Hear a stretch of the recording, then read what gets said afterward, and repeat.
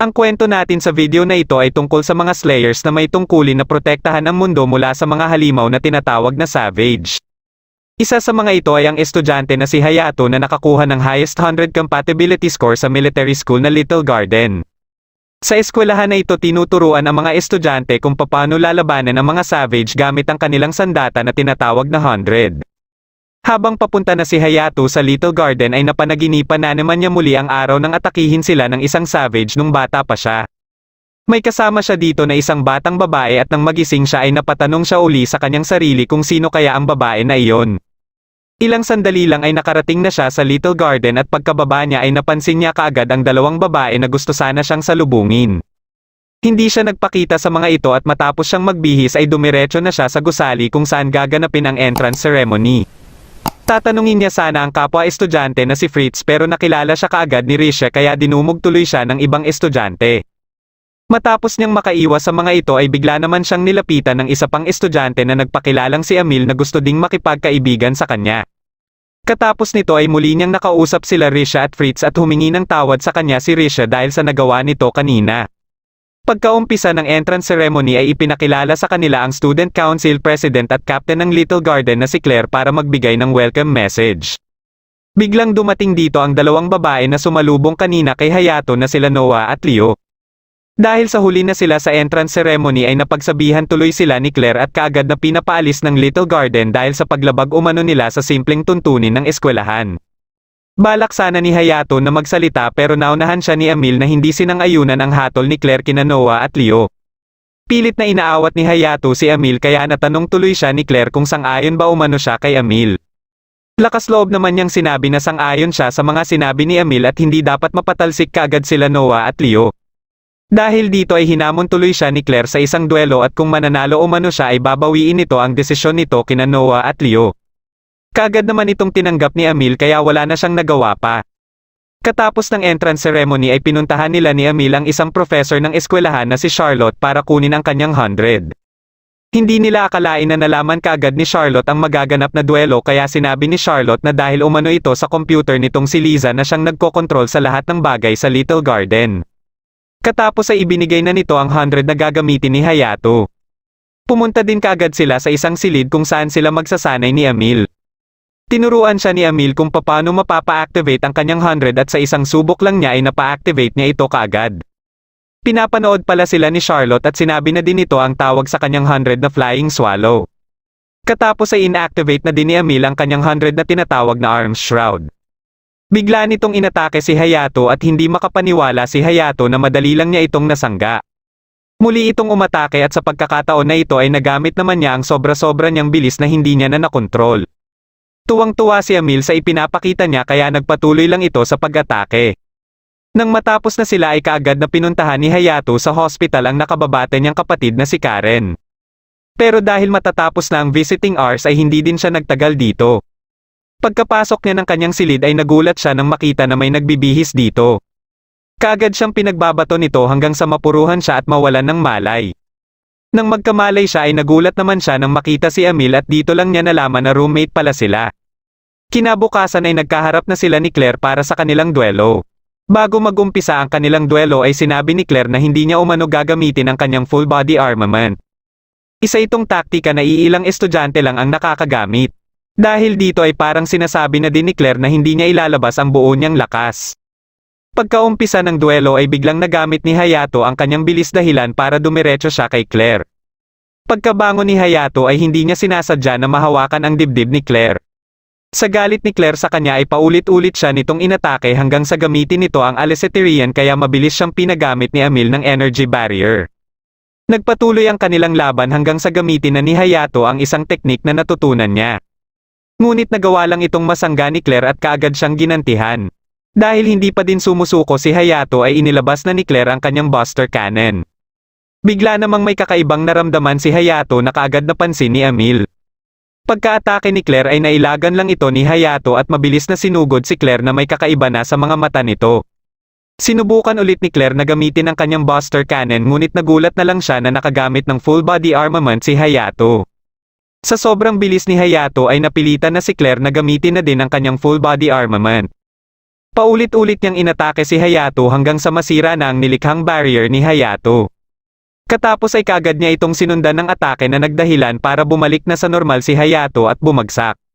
Kagad itong nilapitan ni Emil na galit kay Claire dahil hindi nito sinunod ang sinabi nito na hindi niya gagamitin ang kanyang full body armament. Dumating dito si Charlotte para sabihin kay Emil na wala umanong kinalaman sa rules ng duelo ang sinabi ni Claire kaya panalo pa din dito si Claire. Ngunit ayon naman kay Claire na bagamat nanalo man siya base sa rules ay masasabi niya pa ding natalo siya sa duelo na ito. Dahil dito ay iminungkahi na lang ni Charlotte na gawing tabla ang resulta. Nang magkamalay na si Hayato ay nasa hospital na siya at kaharap si Claire. Dito niya na din nalaman na hindi na tinuloy ni Claire ang pagpapatalsik kina Noah at Leo. Gusto ni Claire na malaman ang totoo niyang katauhan dahil hindi ito makapaniwala sa kanyang nagawa sa duelo nilang dalawa. Ngunit biglang dumating dito si Emil kaya nagpasya na lang itong umalis. Pagkabalik nila Hayato at Emil sa kanilang dormitoryo ay niyaya ni Emil si Hayato sa Central. Pagkadating nila sa Central ay napansin ni Hayato na pinagtitinginan sila ng mga estudyante at ibang mga tao dito. Ito pala ay dahil sa ginawa niya nung duelo nila kahapon ni Claire. Ilang sandali lang ay tinawagan siya ni Karen na nalaman na din ang tungkol sa duelo. Gusto nito na makipagkita sa kanya kaya kagad itong pumunta sa kinaroroonan nila. Dahil magtatanghalian na din ay nagpasya sila na pumunta sa isang cafeteria para kumain. Ilang sandali lang ay dumating naman dito si Claire kasama sila Erica at Liddy at ang assistant nito na si Chris. Inalok nito si Hayato na sumali sa selections o ang special unit under ng student council. Bilang miyembro nito ay magsasagawa siya ng mga misyon na katulad ng isang full-fledged slayer mula sa Warslarn headquarters na siyang nagmamanage ng Little Garden. Gusto din ni Emil na sumali dito kung sasali man si Hayato ngunit ayon kay Liddy ay hindi pa umano siya pasok sa kwalifikasyon para maging miyembro nito. Dahil dito ay hinamon niya si Liddy sa isang duelo na tinanggap naman kagad ni Liddy. Nang i-activate niya ang kanyang 100 ay nagulat si Claire na isa din itong dragon type. Habang naglalaban na silang dalawa ay bigla naman nilang narinig ang tunog ng sirena. Ito pala ay senyales na may namataan ng mga savage sa Sway Island. Dahil dito ay nagpasya si Liddy na ihinto ang kanilang duelo ni Emil para harapin ang mga savage. Bago sila makaalis ay dumating dito si Charlotte para imungkahi kay Claire na isama sila Hayato at Emil sa misyon na ito. Dumaan muna sila sa headquarters para alamin ang eksaktong kinaroroonan ng mga savage at para na rin makapagplano. Minabuti ni Claire na mauna muna silang tatlo nila Erica at Liddy para maipakita kina Hayato at Emil kung paano nila lalabanan ang isang savage. Pagkaumpisa ng kanilang misyon ay naunang bumaba si Erica para punteryahin ang mata ng unang savage na haharapin nila. Katapos ay bumaba na din sila Claire at Liddy at pinagtulong-tulungan nilang tatlo ang savage na ito. Dahil nakita na nila Hayato at Emil ang ginawang pakikipaglaban ng tatlo ay bumaba na din sila para harapin ang isa pang savage. Matapos itong atakihin ni Emil ay pinunterya naman ni Hayato ang ulo nito. Katapos ay inatake ito muli ni Emil at dito na nila ito tuluyang natalo. Kasalukuyan namang nilalabanan nila Claire ang isa pang savage. Matapos itong magapos ni Erica ay nahila siya nito at nagawang mapuruhan si Liddy na may balak sanang umatake. Dahil dito ay parehas tuloy silang nabigyan ng matinding pinsala. Pagkadating dito nila Hayato at Emil para sana tumulong ay pinigilan lang sila ni Claire at dito na nito inactivate ang kanyang full body armament. Sabay silang umatake ng savage at napansin niya ang pagbaba ng kanyang enerhiya na siyang epekto pa nung nilabanan niya si Hayato. Pagkaatake muli sa kanya ng savage ay mabilis siyang iniligtas ni Hayato. Pagkababa nila ay inatake sila kaagad ng savage at dahil hindi sila pwedeng umilag sapagkat mapupuruhan ng air traffic control tower sa likod nila ay napilitan silang lumikha ng barrier. Matapos nila itong masangga ay umaksyon na din si Emil para labanan ng savage. Hanggang sa mapuruhan siya at dito na nalaman ni Hayato na isa pala siyang babae.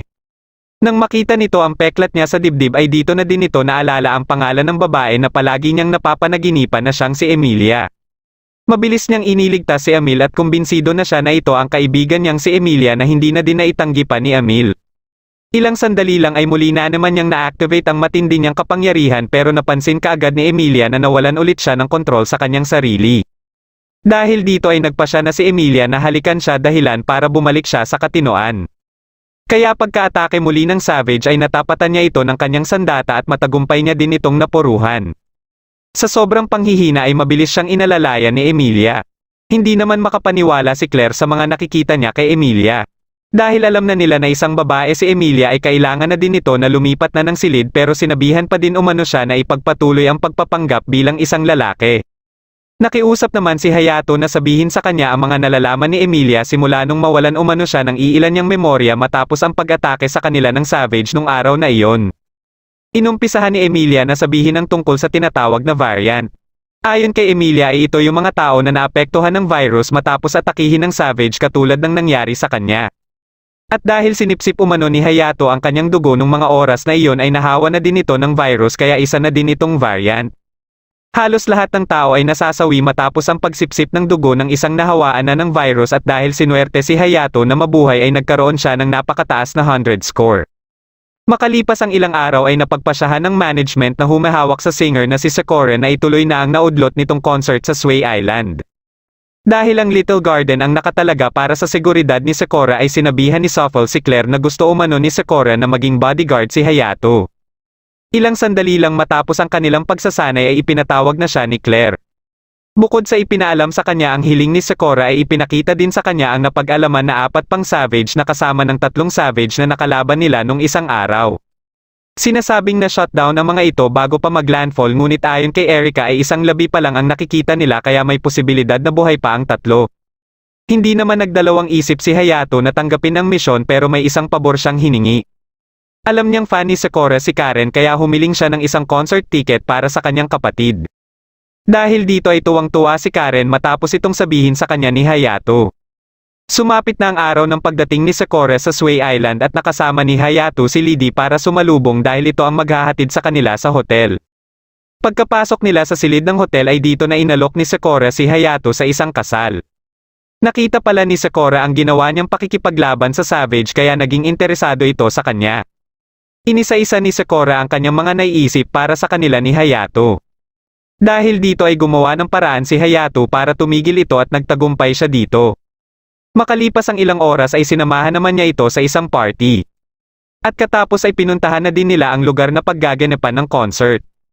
Dito lang niya nalaman na may 100 din pala si Sakura at tinatawag itong fairy tale. Nandito din pala sila Charlotte para mag-assist kay Sakura dahil na din sa paggamit nito ng 100 habang isinasagawa ang concert. Kinagabihan ay may isang grupo naman ang nakamatsyag sa di kalayuan ng Sway Island na may pinaplanong gawin sakaling matapos na ang concert. Ito ay sila Croven, Nokri at Neset na pare-pareho ding mga variant. Kinabukasan ay ipinatawag ni Claire si Hayato para ipaalam dito ang balita mula sa headquarters tungkol sa pagkawala ng variable stone sa concert venue. Plano sana itong gamitin ni Sakura sa kanyang pagtatanghal at sinasabing ninakaw ito nung kasagsagan ng pag-atake ng mga Savage. Dahil may posibilidad pa din na muling bumalik ang magnanakaw ay ipinaalala nila kay Hayato na bantayang mabuti si Sakura. Katapos dito ay nakipagkita naman si Hayato kay Emilia na sinadya pang pumunta dito para magkita sila. Pumunta muna sila sa mall para makapagpalit si Hayato ng kanyang suot.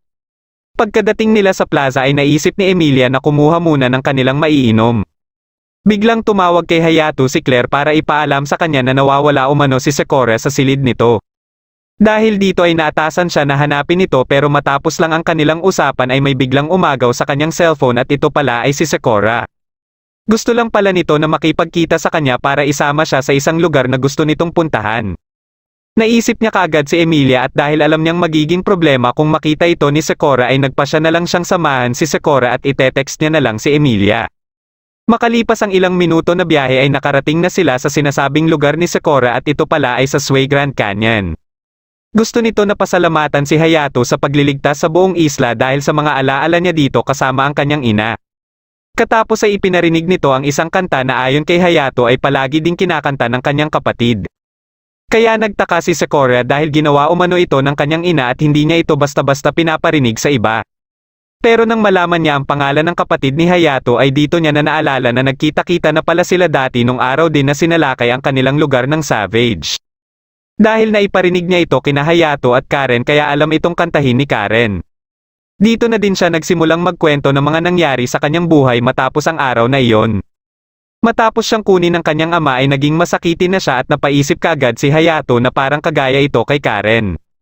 Hanggang sa tinurukan umano siya ng bakuna na nilikha mula sa Savage Fluids. Bagamat gumaling siya sa kanyang sakit ay madaming bata naman ang nasawi dahil sa bakuna na ito. Sa utos ni Vitaly na siyang direktor ng laboratorio ay ipinagpatuloy ang pagturok sa mga bata na nakaligtas sa bakuna na ito dahil layunin pala ni Vitaly na gawing Slayers ang isang normal na tao. Dahil dito ay hindi nakokontrol minsan ng ibang bata ang kanilang sarili pero tuwing kumakanta siya ay kumakolma din ang mga ito. Ngunit gayon pa man ay unti-unti pa ding nasawi ang mga kasamahan niya hanggang sa siya na lang ang matira at mailigtas nila Charlotte. Matapos niyang magkwento ay dito na din nabanggit ni Hayato na isa din siyang variant na kagaya niya. Natuwa naman siya kaagad matapos itong marinig dahil madami pala ang pagkakapareho nilang dalawa. Dahil paggabi na din ay nagpasya na silang bumalik na ng hotel. Habang nasa biyahe na sila ay bigla na lang may umatake sa sinasakyan nila. Ito pala ay kagagawa ng isang savage na muling umatake dahilan para bumaliktad na ang kanilang sinasakyan. Mabilis na nagsilabasan ang mga pasahero at nilabanan naman ni Hayato ang savage. Pero dahil hindi niya suot ang kanyang variable suit ay nahihirapan siyang makipaglaban. Dito na nagpasya si Sakura na tumulong para magsilbing depensa. Kaagad na inatake ni Hayato ang savage at nagawa niya na itong matalo. Ngunit ilang sandali lang ay may isa na namang savage ang dumating dito. Sinubukan ni Sakura na sanggain ang atake nito ngunit hindi niya ito kinaya. Dito na nagsidatingan sila Fritz, Risha at Emilia para tulungan sila. Pinagtulong-tulungan nilang tatlo na atakihin ng savage ngunit nang tatapusin na sana ito ni Emilia ay nasanggalang ang kanyang atake at dito na nila napansin na nagre-regenerate pala ang savage na ito. Isa pala itong regenerator type savage kaya sinabihan ni Emilia sila Fritz at Risha na alalayan siya para maputol niya ang mga kamay nito at si Hayato naman ang naatasan para tumapos na dito.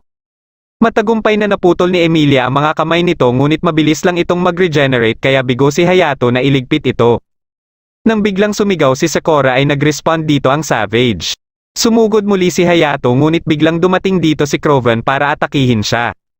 Pagka-atake ng savage sa mga civilian ay sinangga naman ito ni Nokri at katapos ay dito na umaksyon si Neset para iligpit na ang savage. Paulit-ulit pa niya itong inatake at dahil nababahala si Risha sa mga savage fluids na tumitilapon sa kanya ay susubukan sana siyang pigilan nito ngunit mabilis namang umaksyon si Nokri para pigilan si Risha. Dahil dito ay napilitan na sila Fritz at Emilia na makipaglaban habang si Hayato naman ay muling inatake ni Croven.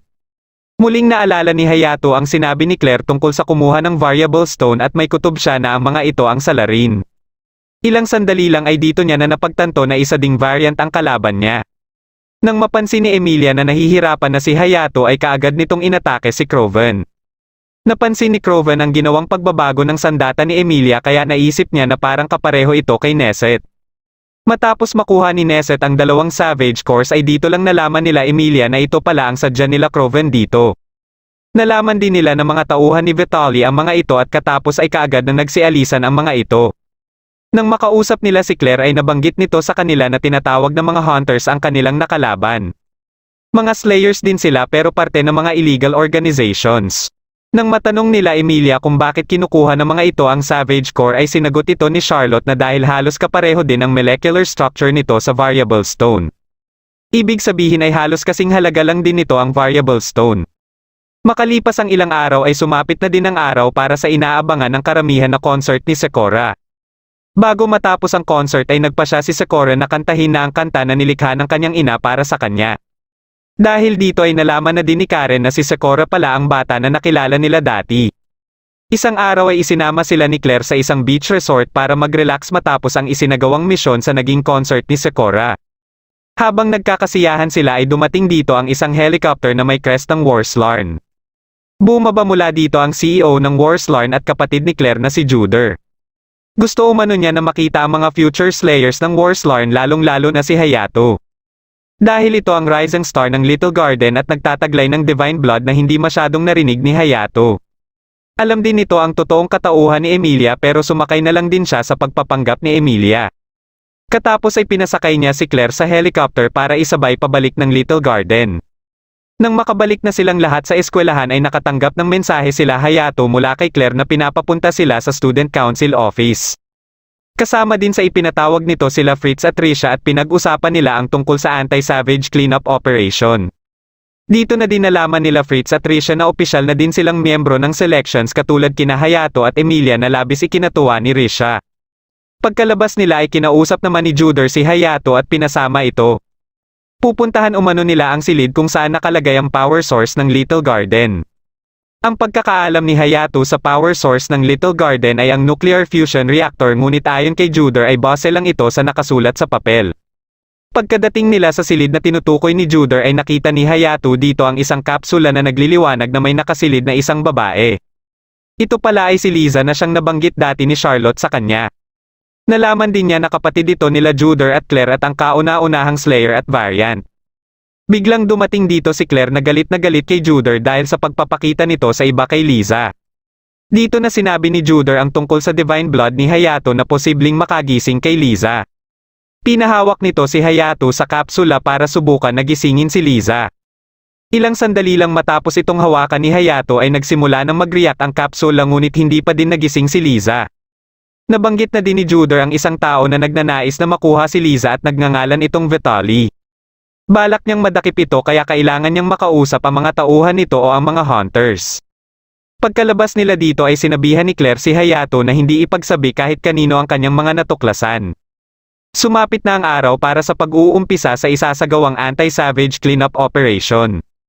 Habang nasa biyahe sila ay ipinakita ni Claire ang mapa na paggaganapan ng operasyon at ito ay sa bundok malapit sa Tianquan City. Pagkadating nila sa lugar ay may isang babae dito ang biglang yumakap kay Emilia. Ito pala ay si Claudia mula sa Gutenberg na tinatawag si Emilia na princess. Kaya dito na nalaman ni Hayato na isa palang prinsesa si Emilia ng Gutenberg. Gusto ni Claudia na kung matapos na ang kanilang misyon ay sabay umano silang babalik ni Emilia sa Gutenberg. Ngunit wala nang balak pa si Emilia na bumalik dito dahil mas gusto umano niyang makasama si Hayato. Dahil dito ay hinamon ni Claudia si Hayato sa isang duelo at ang mananalo umano sa kanila ang siyang makakakuha kay Emilia. Ginanap ang kanilang duelo sa malapit na dojo at tanging normal na sandata lang ang kanilang gagamitin. Pagkaumpisa ng duelo ay paulit-ulit na umatake si Claudia, ngunit hindi ito makatama kay Hayato. Hanggang sa magawa ni Hayato na maputol ang sandata nito dahilan ng mabilis na pagkatalo nito. Kinagabihan ay nagpasya sila Hayato at Emilia na mamasyal muna. Hindi nila alam na nakasalubong na pala nila sila Croven na may misyon din sa lugar na ito. Kinabukasan ay sinimulan na nila ang pagtuligsa sa mga savage. Nahati sila sa iba't ibang grupo at nakasama ni Hayato sa grupo sila Emilia, Claire, Erica at Claudia. Pagkaumpisa ng operasyon ay mabilis lang nilang natatalo ang mga savage na nakikita nila. Hindi naman nila alam na pinagmamatyagan lang pala sila ng 3 hunters. Kinagabihan ay nahati ang grupo nila Hayato para sa palitan ng magbabantay. Gusto sana ni Emilia na makasama si Hayato sa pagbabantay, ngunit pinili ni Claire si Erica na maging kapareha niya. Makalipas ang ilang oras ay sila Hayato naman ang nagbantay para makapagpahinga sila Emilia at Erica. Dahil napapansin ni Claudia na parang may gusto si Claire kay Hayato ay nakaisip ito ng plano para mapagsama silang dalawa. Nabanggit niya na may namataan umano siyang parang anino ng isang savage sa di kalayuan at sinabihan sila Claire at Hayato na tingnan ito habang babantayan niya muna sila Emilia at Erica. Sa pamamagitan nito ay mas magiging malapit ang mga ito sa isa't isa kaya magkakaroon na siya ng pagkakataon para maisama si Emilia sa kanilang kaharian. Pagkadating nila Hayato sa itinurong lugar ni Claudia ay nakita nila kaagad ang savage at mabilis nila itong iniligpit. Hindi naman makatulog si Emilia kaya lumabas siya ng tent at nalaman niya na magkasama sila Hayato at Claire. Dito na sinamantala ni Claudia ang pagkakataon para ipamukha kay Emilia na hindi umano mapagkakatiwalaan si Hayato. Ngunit kahit anong sabihin nito ay hindi pa din ito mapapayag si Emilia na bumalik ng Gutenberg. Habang nasa lawa sila Hayato para makapaglinis ng katawan si Claire ay napag-usapan nila ang tungkol kay Liza. Dito na naikwento ni Claire lahat kung paano naging variant si Liza at bakit hindi pa din ito nagigising mula sa pagkakatulog. Naging variant pala si Liza dahil sa kagagawan ng kanilang ina na si Linus. Ito ay para gamitin si Liza sa digmaan at sa inaasahan nila ay nagkaroon nga ito ng kakaibang talento bilang isang Slayer. At sa kalagayan nito ngayon ay dahil naman ito sa biglang nailabas nito ang kanyang forbidden power para iligtas siya sa isang savage at simula ng araw na iyon ay hindi na ito nagising muli. Ngunit gayon pa man ay naging power source naman ito ng Little Garden at alam niyang ito ang nagsisilbing trump card ng kanyang kuya. Kaya pinili niyang maging captain din ng Little Garden para mamatyagan ang mga kilos ng kanyang kuya dahil ayaw niyang gamitin ito na parang isang kasangkapan lang ang kanilang kapatid. Nang paalis na sila dito ay nakatanggap ng tawag si Hayato mula kay Zaid ng Squad D para ipaalam sa kanila na inatake ang mga ito ng 3 hunters. Ilang sandali lang ay nakita naman nila ang signal flare mula sa kinaroroonan nila Fritz. Dahil dito ay naatasan ni Claire si Hayato na balikan sila Emilia at pupuntahan naman umano niya sila Fritz. Kasalukuyan na din palang inaatake ang mga ito ng tatlong hunters at dahil sa lakas ng mga hunters ay nabugbog lang silang lahat kasama na si Lydie. Nang ililigpit na ni Craven si Lydie ay biglang dumating dito si Claire para atakihin sila. Sinabihan sila nito na sumuko na at kung magbibigay sila ng impormasyon tungkol kay Vitaly ay masisigurado ang kanilang kaligtasan. Ngunit hindi sila nakinig dito at sinubukan ni Nokri na umatake pero wala itong nagawa sa lakas ng full body armament ni Claire. Bigla namang tumulo ang malakas na ulan kaya nasabi ni Craven na nasa kanila pa din ang swerte. Ginaya ni Neset ang sandata ni Nokri at sabay silang umatake pero ang mga cannon ni Claire ang pinunterya nila. Katapos ay mabilis na nakalapit si Craven kay Claire kaya hindi na ito nakailag pa. Nang ililigpit na nito si Claire ay bigla naman itong inatake ni Erika at nandito na din sila Hayato at ang iba para pigilan sila Nokri at Neset. Ngunit nang makawala si Craven kay Erika ay mabilis ding nakawala sila Nokri at Neset. Nilabanan ni Emilia si Nokri hanggang sa magawa niya na mapatulog ito. Katapos ay mabilis naman niyang sinugod si Neset para wasakin ang sandata nito. Nang susubukan na nito na gayahin ang kanyang sandata ay hindi niya ito hinayaan. Habang patuloy ang ginagawang pag-atake ni Craven kay Hayato ay biglang nakita ni Hayato ang mga nakaraan nila Craven. Ang mga paghihirap na dinanas nila bilang mga alipin hanggang sa magawa nilang makatakas at dito na nila nakilala si Vitaly. Ngunit katulad ng pangarap ni Craven bakit gusto nitong manalo ay may sariling rason din si Hayato para manalo kaya nagawa niyang ma-activate ang kanyang full body armament. Paulit-ulit niyang inatake si Craven hanggang sa mapabagsak niya ito. Ilang sandali lang ay bigla na lang nagpakita dito ang isang Dragonfly Savage. Ibinalik ni Craven kay Claire ang mga 100 na nakuha nila ngunit bilang kapalit ay gusto niya na sila ang kukuha sa core ng Dragonfly Savage. Pagka-atake niya dito ay mayroon pala itong gamit na wide area barrier. Kahit anong atake niya dito ay hindi niya ito mabasag hanggang sa gantihan na siya nito. Mabilis siyang sinalo ni Hayato at nakiusap siya dito na tulungan sila Nokri at Neset na talunin ang Dragonfly Savage. Para mabasag ang barrier ay naisip ni Erika na baka magawa nila ito kung lahat ng Slayers ay sabay-sabay na umatake. Bigla silang kinausap ni Charlotte at base umano sa kalkulasyon ni Liza ay malaki ang posibilidad na mababasag nga nila ito. Dahil dito ay kinausap ni Claire ang lahat ng mga Slayers para maghanda sa pag-atake. Sa hudyat niya ay sabay-sabay silang umatake hanggang sa matagumpay na nilang mabasag ang barrier. Katapos ay kaagad na sumugod si Hayato at sa isang atake lang niya ay nagawa niya kaagad na matalo ang Dragonfly Savage.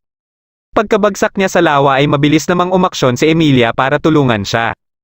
Katapos ng kanilang misyon ay dinala din nila Claire ang tatlong hunters papuntang Little Garden sa utos ni Juder. Katulad kay Erika ay nababahala din siya sa kung ano ang binabalak ng kanyang kuya. Nalaman din kaagad ni Vitaly na hindi nababalik pa sa kanya sila Craven. Ngunit gayon pa man ay may nakahanda na pala ito para sa susunod nitong plano. Sinimulan niya ito sa paghahanap ng isang Slayer na pwedeng tumulong sa kanya na maisakatuparan ito at ang napili niya ay si Wendy. Binabantayan naman ni Emilia si Hayato na hindi pa din nagkakamalay. Biglang dumating dito si Karen kasama si Sakura at ilang sandali lang ay nagkamalay na din si Hayato. Nang maging maayos na ang pakiramdam nito ay kaagad silang nakipagkita kay Claire. Napag-usapan nila dito ang kasalukuyang kalagayan ng tatlong hunters. Dahil sa impormasyon na naibigay ng mga ito ay natunto na din ng Warslarn Headquarters ang laboratorio ni Vitaly ngunit wala na dito si Vitaly. Dahil dito ay posibleng nakaaligid lang ito kung saan-saan kaya humingi na din ng tulong si Claire sa ibang Slayers sa iba't ibang panig ng bansa para sa seguridad sa magaganap na Gardens Festa. Kaya dito na din nalaman ni Hayato na may magaganap palang school festival at magtatanghal din dito si Sakura. At dahil bukas sa publiko ang Gardens Festa ay nag-order na din sila ng dagdag na mga automatic cleaning robots. Makalipas lang ang ilang oras ay dumating na din dito ang ibang mga Slayers at kasama din pala dito si Claudia na kaagad lumapit kay Emilia. Nandito din si Wendy na naging malapit kina Risha at Fritz dahil sa pagsasama nila sa nakaraang misyon. Pagsapit ng hapon ay binisita ni Hayato si Karen sa hospital at nakita niya dito si Sakura.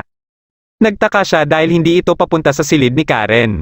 Nang binuksan niya ang silid na pinasukan nito ay nagulat siya nang makita din dito sila Karen at Charlotte. Nagsasanay pala si Karen sa pagkanta dahil kakanta din siya sa concert ni Sakura. Nag-aalala naman si Hayato sa kanyang kalagayan kaya ipinakita niya na ang 100 na ibinigay ni Charlotte na may pangalang Divine Card. Sa pamamagitan ng 100 na ito ay magagawa niya na ding tumalon at lumipad para makasabay kay Sakura. Kinabukasan ay nagsimula na ang Gardens Feste kaya nakaalerto na din ang mga Slayers. Bago mag-umpisa ang concert nila sa Sakura ay binisita muna ni Hayato si Karen sa backstage. Ilang sandali lang ay dumating din dito si Juder para magbigay ng mensahe kina Sakura at Karen.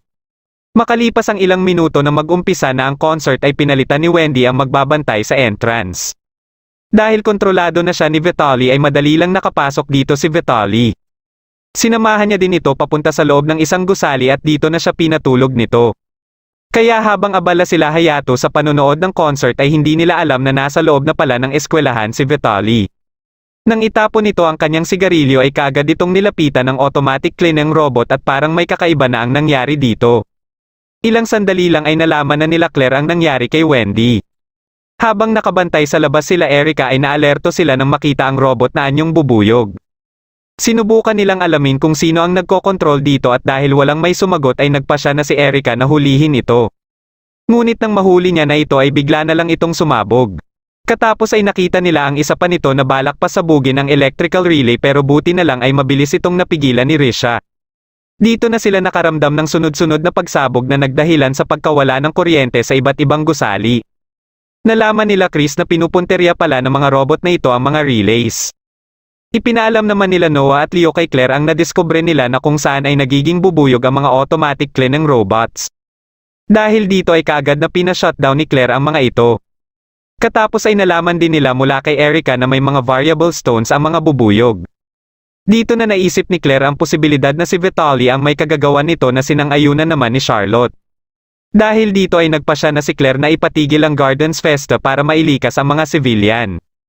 Kaya habang patuloy na nilalabanan nila Erica ang mga bubuyog ay inuumpisahan na din ang paglikas sa mga civilian. Ilang sandali lang ay namataan nila Claudia ang isang aircraft na papalapit sa kanila hanggang sa banggain nito ang Little Garden. Nagsilabasan mula dito ang maraming mga savage at napansin kaagad nila Claudia na walang mga core ang mga ito. Nang makita ito ni Charlotte ay tinawag niya ang mga ito na mga replicants. Ito ang bunga ng patuloy na pangungulekta ni Vitaly ng mga variable stones at mga savage core. Kaagad na inatasan ni Claire si Lydie na pamunuan ang pagtuligsa sa mga replicants at si Erica naman sa mga bubuyog. Pagkadating dito nila Hayato at Emilia ay muli silang nakadetect ng bagong aircraft na papalapit sa kanila.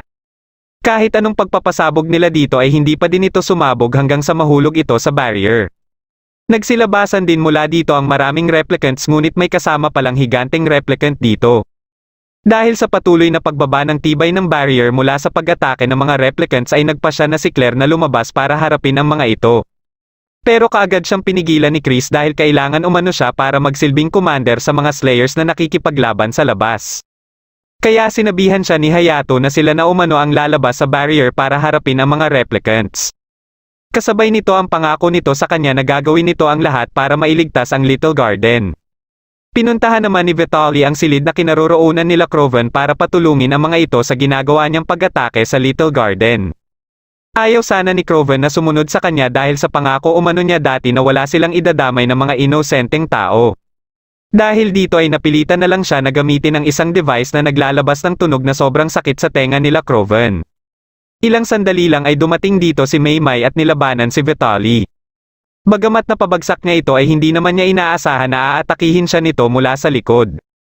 Kaya wala na siyang nagawa pa para pigilan sila Craven na sumama kay Vitaly.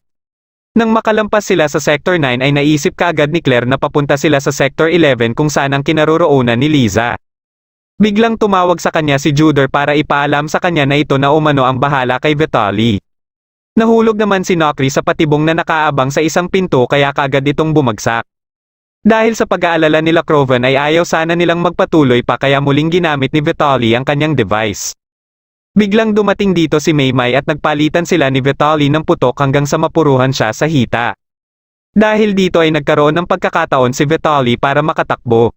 Pagkadating niya sa Sector 11 ay nagulat siya nang magpakita dito si Juder.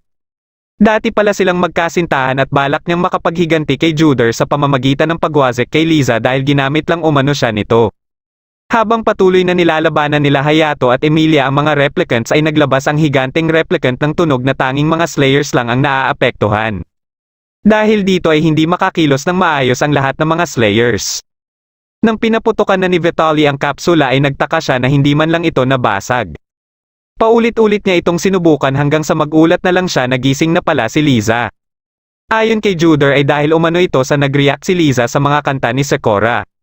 Kaya dito niya na din inamin ang paggamit niya kay Vitaly. Sa galit ni Vitaly ay pinaputukan siya nito ngunit sinangga ito ni Liza. Dito niya na sinamantala ang pagkakataon para paputukan si Vitaly dahilan ng pagkasawi nito. Nang papabalikan niya na si Liza sa kapsula ay sinabi ni Liza na meron pa umano siyang gagawin. Pinuntahan niya sila Sakura at Karen para sabihan ang mga ito na kumanta. Katapos ay pinagaling niya din ang mga paa ni Karen para muli itong makatayo. Nang maglaho na siya ay kaagad na sinunod nila Sakura at Karen ang sinabi niya. Dahil dito ay na-cancel nila ang tunog na inilalabas ng replicants kaya muli silang nakagalaw ng normal. Pagkabangon ni Hayato ay dito niya na ginamit ang kanyang full body armament. Pagka-atake niya ay nagawa niyang mapabagsak ang higanteng replicant pero naubos naman ang kanyang enerhiya. Akala ng lahat ay tuluyan ng natalo ang replicant ngunit ilang sandali lang ay muli itong bumangon. Pagka-atake nito ay biglang dumating dito sila Kroven para sanggain ito. Muli itong umatake sa kanila at dito na ito nilabanan ni Kroven ng mag-isa hanggang sa makuryente siya. Sa kagustuhan ni Neset na mailigtas si Kroven ay kinopya niya ang replicant at kaagad itong niligpit. Ngunit nawalan na siya ng kontrol sa kanyang enerhiya at ayon kay Charlotte na kung magpatuloy ito ay posibleng maging sanhi ito ng napakalakas na pagsabog. Habang wala pa ding malay si Hayato ay kinausap naman siya ni Liza para gisingin. Nakiusap ito sa kanya na iligtas niya umano ang Little Garden. Kaya bago pa man magawa ni Claire ang kanyang pinaplano ay nagawa pa siyang pigilan ni Hayato. Nagpa siya si Hayato na siya ang haharap kay Neset at kaagad na inactivate ang kanyang full body armament. Sinubukan niya muna itong kausapin ngunit dahil sa galit nito sa mga Slayers ay inatake siya nito. Pagka-atake nito muli ay biglang dumating dito si Emilia para sanggain ito. Ilang sandali lang ay napansin nila na bibigay na ang katawan ni Neset kaya dali-dali itong inatake ni Hayato. Dito na nabalik sa katinoan si Neset at tuluyan na itong nailigtas ni Hayato. Habang pinagmamasdan ni Claire sila Hayato ay bigla naman niyang narinig ang boses ni Liza na nagpasalamat din sa kanya sa pagprotekta sa Little Garden. Kinagabihan habang magkasama sila Hayato at Emilia ay naabutan sila nila Lidi. Kasama din ng mga ito si Claudia na galit na naman kay Hayato at paulit-ulit na binanggit ang Princess Emilia. Dahil dito ay napilitan na si Emilia na aminan sa lahat na isa siyang babae at prinsesa ng Gudenberg. Dito na nagtatapos ang huling episode ng 100. Kung nagustuhan mo ang ating kwento ay huwag kakalimutan mag-like at mag-subscribe na din para malalaman mo kaagad kung may bago akong video. Maraming salamat sa panunood.